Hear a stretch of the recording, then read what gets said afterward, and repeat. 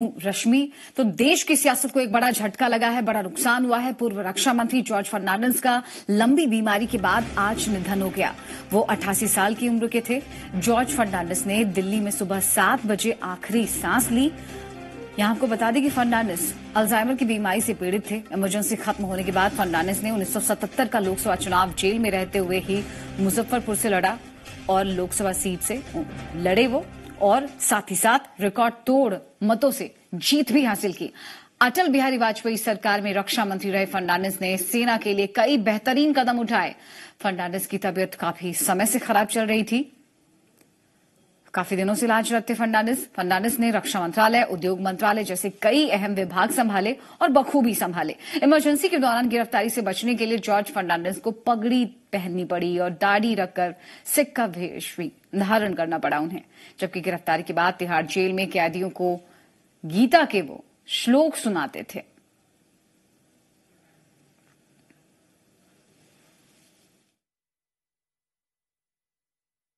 George Fernandes साहब के निधन से राष्ट्र और विशेषकर हमारे राज्य को एक अपूरणीय क्षति का सामना करना पड़ा है।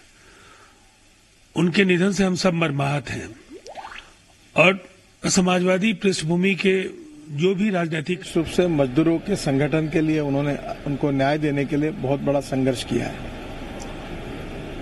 एनडीए में उन्होंने यशस्वी नेतृत्व भी किया और अटल बिहारी वाजपेयी जी के साथ यशस्वी रूप से कार्य भी किया। उनके जाने से हमारे एक बहुत बड़े नेता को हम गंवा चुके हैं। जहां तक मैं उनको अपना आइकॉन मानता था, और निश्चित रूप से उनके जाने का मुझे बहुत दुख हो रहा है। भगवान उनके आत्मा को शांति दे, यही मैं ईश्वर चरणों में प्रार्थना करता हूं।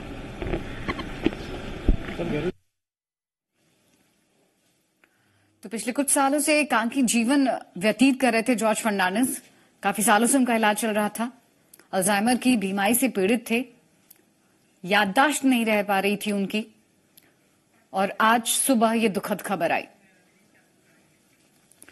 पटना से हमारे जी मीडिया संवाददाता रजनीश हमारे साथ जुड़ चुके हैं। रजनीश, जाहिर सी बात है कि बहुत बड़ा नुकसान हुआ है देश की सियासत को। चलिए आपसे बात करेंगे, लेकिन इस बीच हमारे साथ बीजेपी नेता शाहनवाज हुसैन हमारे साथ जुड़ चुके हैं, उनसे बात कर लेते हैं। शाहनवाज जी, बहुत बहुत स्वागत है आपका जी बिहार झारखंड में। क्या कहेंगे आप इस दुखद खबर पर? देखिए, ये बहुत दुखद है। हमारे नेता के साथ हमने काम किया। जब वो डिफेंस मिनिस्टर थे तो मैं सिविल एविएशन मिनिस्टर के तौर पर उनके साथ लंबे काल तक काम किया, और वो बहुत प्रेम करते थे। उनसे हम कोई बात कह सकते थे। वो मजदूरों के नेता थे, वो बिहार के नेता थे। बिहार के लिए वो हरदम आवाज उठाते रहते थे। उनका निधन पूरे देश को, जहाँ ये भी बहुत बड़ी क्षति है। उनके बिहार के कन कन में वो बसे थे और बिहार के विषय को बहुत मजबूती से उठाने का काम करते थे। बिहार में बहुत सारी तरक्की में उनका बहुत बड़ा रोल रहा है, और बिहार की राजनीति को भी उन्होंने बहुत लंबे काल तक 1974 के आंदोलन के बाद से उन्होंने प्रभावित करने का काम किया। मैं मानता हूं कि इस क्षति की पूर्ति नहीं हो सकती। जॉर्ज फर्नांडिस जैसे नेता बिरले ही जन्म लेते हैं। वो लड़कर, मजदूरों की लड़ाई लड़कर, और सदा वो मजदूरों के नेता रहे। उनकी सादगी बड़ी मशहूर रही। आज के दौर में भी उनकी होती है। पूरा जीवन उन्होंने राष्ट्र को समर्पित किया। शुक्रिया शाहनवाज जी आपका हमसे बातचीत के लिए। बीजेपी नेता शिव प्रताप शुक्ला कुछ बोले, आइए आपको सुनाते हैं। 3 राज्य में ऐसी स्थिति आई कि जिसमें उनकी सरकार बन गई, तो बोलने का थोड़ा क्रम भी उनका वो हो गया है। उससे मुझे लगता है कि जितने वादे उन्होंने अपने तीनों राज्यों में किए थे, तो तमाम लोग उनकी सादगी भरे जीवन को याद कर रहे हैं, और कहीं ना कहीं नसीहत है अपने आप में पूरी जीवनी जॉर्ज फर्नांडिस जी की। एक बार फिर से रुक कर लेते हैं हम राजधानी पटना। रजनीश हमारे साथ बने हुए लगातार। रजनीश, बहुत बड़ा नुकसान हुआ है। जैसे ये खबर आई, तमाम लोगों की आंखें नम हो गई, चाहे वो सियासतदान हो, चाहे वो आम जनता हो। एक जुड़ाव रहा है सभी लोगों का जॉर्ज फर्नांडिस जी से। शक्तिशाली व्यक्तित्व होते हुए भी सादगीपूर्ण जीवन उन्होंने व्यतीत किया। निश्चित तौर पे रश्मि, जिस तरह की शख्सियत थी जॉर्ज फर्नांडिस की, और बेहद करीब से हमें उन्हें जानने समझने और कवर करने का भी मौका मिला, पटना हो या फिर मुजफ्फरपुर हो। और इसके अलावा अगर बात करें तो आप उसकी शख्सियत का अंदाजा इस बात से लगा सकते हैं कि कोई व्यक्ति जो जन्म लेता हो बेंगलोर में और उसके एक इशारे पर मुंबई बंद हो जाती हो और बिहार में भी उतनी ही पकड़ हो, या फिर देश भर की अगर बात करें, अगर हम बात करें मुजफ्फरपुर की, तो नवासी का जब वो चुनाव लड़ रहे थे, बड़े करीब से उनके चुनाव प्रचार को, कैंपेन को देखने समझने का मौका मिला। हर एक चौक चौराहे पर वो एक चौकी लगाकर, माइक लगाकर छोटे छोटे समूह को, वो चाहे वो कच्ची पक्की हो, तरदा हो, आमगोला हो, आरडीएस कॉलेज चौराहा हो या फिर कलमबाग चौक हो, जगह जगह पे वो लोगों को संबोधित करते थे और चुनाव प्रचार के जरिए अपनी बात रखते थे। उनके खिलाफ वहां पे एलपी शाही उस समय उम्मीदवार थे लोकसभा में। ऐसी खबर आई थी कि कुछ डर भय का वातावरण हो, तब ईवीएम का दौर नहीं था, तो जॉर्ज फर्नांडिस ने अपने समर्थकों के बीच में ये कहा कि अगर ऐसी कोई बातें आती हैं या फिर कोई अगर धमकी देने की बात या हमारे मतदाता को डराने धमकाने की बात करती है, तो लोग ये न भूले कि हम वही जॉर्ज फर्नांडिस हैं जो हाथ में डायनामाइट रखते हैं। तो यानी कि अपनी ओजपूर्ण उनकी जो बातें थी, प्रभावित होते थे लोग उनकी बातों से, और बड़े छोटे छोटे सभा को वो, और एकदम से तूफानी दौरा वो अपने सघन प्रचार अभियान के जरिए एक एक घर तक, एक एक लोग तक वो पहुंचते थे। और अगर बात करें, हमने वो दौर भी देखा जब यहाँ पे समता पार्टी के वो संस्थापक सदस्य थे और पटना में यहाँ पे भारतीय नृत्य कला मंदिर में चुनाव होना था पार्टी का, वो अध्यक्ष थे उस समय। लेकिन इस वक्त वशिष्ठ नारायण सिंह कुछ कह रहे हैं, उनको सुन लेते हैं। वो तैयार होकर के कोई काम करते थे, अध्ययनशील उनकी जिंदगी थी। बॉम्बे से वो जिंदगी शुरू होकर के मजदूर नेता के रूप में शुरू करके उन्होंने समाजवादियों का नेतृत्व किया। समाजवादी आंदोलन की धारा में जो विश्वास करते वाले हैं उनका नेतृत्व किया। समाजवादी जो नेता आज बचे हुए हैं, सबसे बड़ा व्यक्तित्व जॉर्ज फर्नांडिस का था। और सबसे बड़ी बात थी कि उनकी सहजता, उनकी सरलता, उनकी स्वाभाविकता, उनकी सादगी, इतने बड़ा व्यक्तित्व हो जाने के बाद उसका कोई जवाब नहीं मिलता है। दादा, आपको उनके साथ काम करने का मौका मिला, कितनी बड़ी क्षति मानते हैं आप? मैं साधारण नहीं, जब तक जॉर्ज साहब का जाना, जो भी सार्वजनिक और सामाजिक जीवन में चाहता है कि हम दूसरे के लिए जीने का काम करें और दूसरे के लिए जीने के लिए किस ढंग से अपनी जिंदगी बिताएं, इसके लिए जॉर्ज साहब एक बड़ा प्रेरक है। और मैं मानता हूं आज के चौकाचौंध राजनीतिक जीवन में, जहां भौतिकता की आंधी को भी देखने का मौका मिलता है, उसमें जॉर्ज साहब का सिंप्लिसिटी, जॉर्ज साहब का लोगों से जुड़ा रहना और नौजवानों को आगे कैसा काम करना चाहिए, कैसा जीवन व्यतीत करना चाहिए, जॉर्ज साहब के चले जाने के बाद इसका बड़ा नुकसान हुआ। देश के राजनीतिक जीवन की अपूर्णीय क्षति हुई है। हम लोगों के जीवन में, और ये साधारण घटना नहीं है, एक विस्मरणीय जो भूली नहीं जा सकती है उनकी स्मृति, उसको भी आघात लगता है।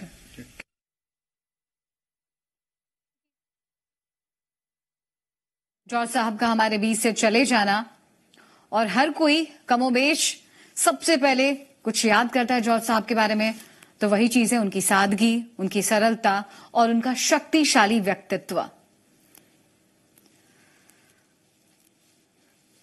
तो लगातार हम आपको प्रतिक्रियाएं सुना रहे हैं। नेता, राजनेता, तमाम सियासतदान क्या कह रहे हैं। एक व्यक्ति में कई व्यक्तित्व छुपे थे।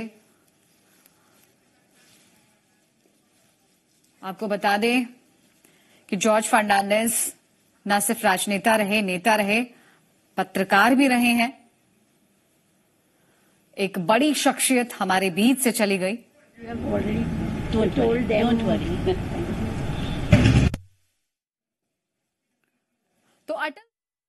दुखद खबर है। कांग्रेस के लीडर में जॉर्ज फर्नांडिस जी ने इस देश के राजनीति के एक प्रमुख भूमिका निभाई और देश के पब्लिक लाइफ में उन्होंने हमेशा प्रभावित करने का काम किया। हम उन्हें एक समाजवादी आंदोलन के नेता के तौर पे और मजदूर नेता के तौर पे स्मरण करते हैं। उन्होंने बिहार में जेडीयू समता पार्टी की स्थापना की और कांग्रेस विरोध में जो राजनीति होती थी उसमें वो अग्रणी भूमिका निभाते थे। देखिए, उनके बारे में कहना कि वो पूर्व रक्षा मंत्री थे और इस हवाले से उनको कोई बड़ा लीडर कहना मेरे ख्याल में ठीक नहीं होगा। वो अपने आप में बहुत बड़े लीडर थे और उन्होंने ट्रेड मूवमेंट जो था उससे अपनी जिंदगी का जो एक तरह से एक्चुअल आगाज करना चाहिए सियासी किया। वो एक बड़े जुझारू नेता थे और खामोश तबा थे। स्पीचेस में वो बहुत शानदार तरीके से अपनी बात को रखते थे, लेकिन अपनी पर्सनल जिंदगी के अंदर खामोश तबा आदमी थे। रजनीश हमारे साथ लगातार पटना से बने हुए हैं। रजनीश, एक बात हम लगातार सुन रहे हैं, सूट बूट वाले नेता बहुत आते हैं, लेकिन एक मजदूर नेता कहलाना अपने आप में बड़ी उपलब्धि है। निश्चित तौर पे देखिए, सत्ता पक्ष या विपक्ष के लोग हों, उनकी जो शख्सियत है उसको कोई इग्नोर नहीं कर सकता और यही वजह है कि हर कोई जो है उनके जो कार्य प्रणाली रही है, उनकी जो शख्सियत रही है और खास तौर पे जो ओजपूर्ण उनकी जो भाषण होते थे और काम करने की उनकी जो एक निपुणता थी, दक्षता थी काम करने को लेकर और जिस तरीके से वो इनिशिएटिव लेते थे उसके हर कोई कायल है। और सादगी की बात जैसे अभी वशिष्ठ नारायण सिंह भी बता रहे थे, जाहिर तौर पे उनकी सादगी को लेकर रजनीश, रोकना चाहेंगे आपको फिलहाल। यहाँ पर आरजेडी नेता हमारे साथ जुड़ चुके हैं, रामचंद्र पूर्वे जी। रामचंद्र पूर्वे जी, आपसे भी बात करना चाहेंगे, जानना चाहेंगे कि आपके जहन में कोई याददाश्त हो जॉर्ज फर्नांडिस जी की, उनके बारे में कुछ आप साझा करना चाहें हमारे दर्शकों के साथ। जॉर्ज फर्नांडिस साहब, हेलो। हाँ सर, सुन पा रहे हैं आपको। जॉर्ज फर्नांडिस साहब की मृत्यु का खबर सुनकर मैं बिल्कुल शोकाकुल हो गया, क्योंकि मैं मुजफ्फरपुर डॉक्टर राम मनोहर लोहिया कॉलेज में मैं प्रोफेसर था और मुजफ्फरपुर से ही मेरी राजनीति प्रारंभ हुई।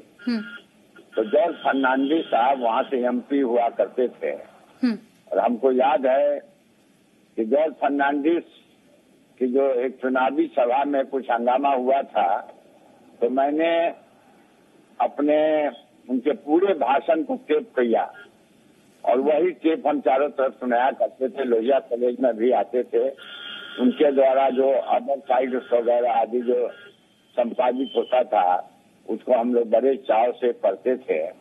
एक फायर ब्रांड लीडर थे और उनके भाषण का काफी प्रभाव हम लोगों पर पड़ा है। हम उनके मृत्यु पर उनके प्रति श्रद्धा सुमन समर्पित करते हैं। चलिए, बहुत बहुत शुक्रिया सर हमसे बातचीत के लिए। हरिंद्र जी हमारे साथ जुड़ चुके हैं फोन लाइन पर। जॉर्ज साहब के साथ इन्होंने भी काम किया है, एक अनुभव है उनके साथ भी। हरिंद्र जी, क्या कहेंगे आप? ये तो मेरे लिए व्यक्तिगत और राष्ट्र के लिए अपूरणीय क्षति है जॉर्ज साहब का जाना। वह हिंदुस्तान के एक धरोहर व्यक्ति रहे हैं। पूरी जिंदगी संघर्ष उन्होंने किया और पूरे देश को झकझोरा उन्होंने अपने कामों से, अपने भाषणों से, अपने विचारों से। हेलो। हाँ सर, आप अपनी बात रखिए। और मुजफ्फरपुर के सांसद रहते हुए 77 में उनको बिना चेहरा देखे हुए यहाँ के लोगों ने अपना प्रतिनिधि चुना और उन्होंने मुजफ्फरपुर के लिए भी बहुत कुछ किया। अगर वो जिंदा रहते और उनके सुझाव को भारत सरकार मानी रहती तो आज कश्मीर का प्रॉब्लम इस तरह का नहीं रहता। वो अपने जिंदगी भर देश के लिए सेवा किया, देश के लिए सोचा, यहाँ के गरीबों के लिए सोचा, स्वच्छ पानी मिले लोगों को, यह उन्होंने किया और उसके लिए काम भी किया। रेलवे जहाँ जिस मंत्रालय में गए उस मंत्रालय को भी बहुत अच्छे से संभाला और सबसे बढ़कर मंत्रालय से ज्यादा उन्होंने जनता को तरजीह दिया कि जनता की आवाज बराबर बुलंद होता रहे। वह रेल का हड़ताल हो तब, जेपी का मूवमेंट हो तब, अपने शिप करके जो आंदोलन होता, बहुत बहुत शुक्रिया हरेंद्र जी आपका हमसे बातचीत करने के लिए। सुब्रमण्यम स्वामी जी बीजेपी नेता कुछ कह रहे हैं, आइए सुन लेते हैं। था, इससे हम देश के लिए बहुत सुरक्षा हुई। इमरजेंसी में हम दोनों एक साथ थे और इंदिरा गांधी का विरोध करने के लिए तो सदा थे। बाद में सोनिया गांधी का भी विरोध करने में उस बिल्कुल साथ थे और दोस्त का दोस्त था और बड़ा कुशल था और पूरा अपना ऊर्जा काम पर लगा देता था। जब डिफेंस मिनिस्टर बने थे तो बार बार वो सियाचिन गए। मुझे भी एक बार कहा कि तुम भी आके देखो, जवान को जोश आ जाएगा, परंतु उस समय मौसम खराब हो गया तो नहीं जा सके। परंतु जितना सुविधा उन्होंने पैदा की हमारे जवानों को, क्योंकि वो बहुत खतरनाक एरिया है, बड़ी अकेलापन पैदा करती है, उसमें उसने ऐसा किया। और वो जो 3G का टेक्नोलॉजी, पहले सैटेलाइट टेलीफोन, ये सब पहले ही वहीं उसने लाकर लोगों को अपने घर से बात करने के लिए व्यवस्था की। तो सोशलिस्ट था तो, और मैं सोशलिस्ट विरोधी था। फिर भी हमारी जबरदस्त दोस्ती होती थी जब डिफेंस मिनिस्टर था। जब भी यद्यपि वाजपेयी और मेरी भी नहीं बनती थी, परंतु वो परवाह नहीं करते थे और मुझे बुलाकर चाय पिलाते थे डिफेंस में और बातें बताते थे, गपशप बहुत करते थे। तो बड़ा दुख हुआ मुझे कि वो चले गए। George Fernandez was a wonderful man. He was a friend of friend. चलिए, रजनीश लगातार बने हुए हमारे साथ पटना से। रजनीश, आप भी जिक्र कर रहे थे कर्नाटक का बेटा, एक आवाज पर मुंबई में सबसे बड़ी हड़ताल का आयोजन हो गया। रेल हड़ताल अब तक की सबसे बड़ी हड़ताल कही जाती है और बिना चेहरा देखे मुजफ्फरपुर के लोगों ने उनकी शक्ल नहीं देखी, उनके बीच मौजूद नहीं थे फर्नांडिस साहब, बावजूद उन्होंने चुनाव जीता है। वो ऐसा कौन सा प्रभाव था? देखिए, ये उनके शख्सियत का असर था कि बिना देखे 1977 में जब वो चुनाव लड़ रहे थे तो लोगों ने सीधे तौर पे उनके दर्शन तक नहीं किए थे, उनसे रूबरू नहीं हुए थे, लेकिन बावजूद उसके उनपे इतना भरोसा था देश के लोगों का कि आप समझ सकते हैं बिहार के मुजफ्फरपुर जैसे जगह में जहां राजनीतिक तौर पे लोग इतने जागरूक हैं, वहां के लोग जॉर्ज फर्नांडिस को अपना प्रतिनिधित्व करने का मौका देते हैं और प्रतिनिधि चुनते हैं संसद में। तो जाहिर तौर पे ये उनकी शख्सियत थी और ये उनकी खूबी थी। लेकिन इस खूबी को उन्होंने ऐसे ही नहीं बनाया था। जब 1989 का चुनाव हुआ था तो आप बिलीव करें कि देश के इतने बड़े नेता, और वो चाहे 10 लोग हों, 20 लोग हों, 50 लोग हों, उनके बीच में वो हर चौक चौराहे पर सभा करते थे। यानी अपनी बातों को वो जन जन तक पहुंचाने के लिए हर एक चौक चौराहे तक, हर एक घर तक पहुंचते थे। तो आप समझ सकते हैं, और जिस तरीके से उनकी शख्सियत थी, उनकी जो सादगी थी और काम करने का तरीका था, उनकी जो सोच थे, विचार थे, और समाजवादी आंदोलन के एक बहुत बड़े प्रणेता। जिस तरह से ताबड़तोड़ जनसभाएं की जाती हैं, रैलियां की जाती है, प्रचार प्रसार पर इतनी जोर आजमाइश होती है, इतना खर्चा होता है, और उस जमाने में फर्नांडिस साहब ने डोर टू डोर कैंपेन चलाया। कहीं ना कहीं अगर हम इस डोर टू डोर कैंपेन की बात करें तो आचार संहिता लागू होने से कुछ घंटे पहले आज के नेता पहुंचते हैं, लेकिन जन जन तक अभियान चलाना ये शायद जॉर्ज साहब जैसी शख्सियत के लिए ही पॉसिबल हो पाया था। बहुत बहुत शुक्रिया आपका रजनीश, हमसे बातचीत के लिए। तो जाहिर सी बात है बहुत बड़ा नुकसान हुआ है पूरे देश की सियासत को और अपूरणीय क्षति है। लगातार तमाम लोग जो राजनेता है, नेता है, तमाम बड़ी शख्सियत है, अपने अपने तरीके से श्रद्धांजलि अर्पित कर रहे हैं पूर्व रक्षा मंत्री को। एक dynamic leader, fire brand leader के तौर पर जाने जाते रहे हैं जॉर्ज फर्नांडिस। एक लंबी बीमारी के बाद आज आखिरकार सुबह 7 बजे उन्होंने आखिरी सांस ली। अल्जाइमर की बीमारी से पीड़ित थे जॉर्ज फर्नांडिस। मैक्स अस्पताल में इलाज चल रहा था दिल्ली के, और आज इस अस्पताल से ये दुखद खबर हमारे सामने आई है।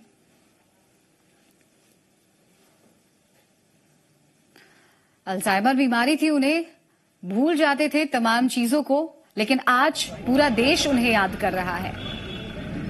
उनकी शख्सियत को याद कर रहा है, नमन कर रहा है। सीधा सरल व्यक्तित्व लेकिन शक्तिशाली।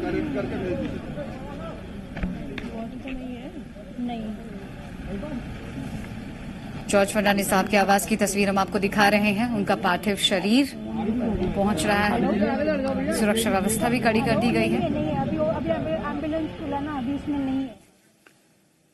एक छोटा सा ब्रेक लेंगे, यहाँ पर जल्द हाजिर होंगे।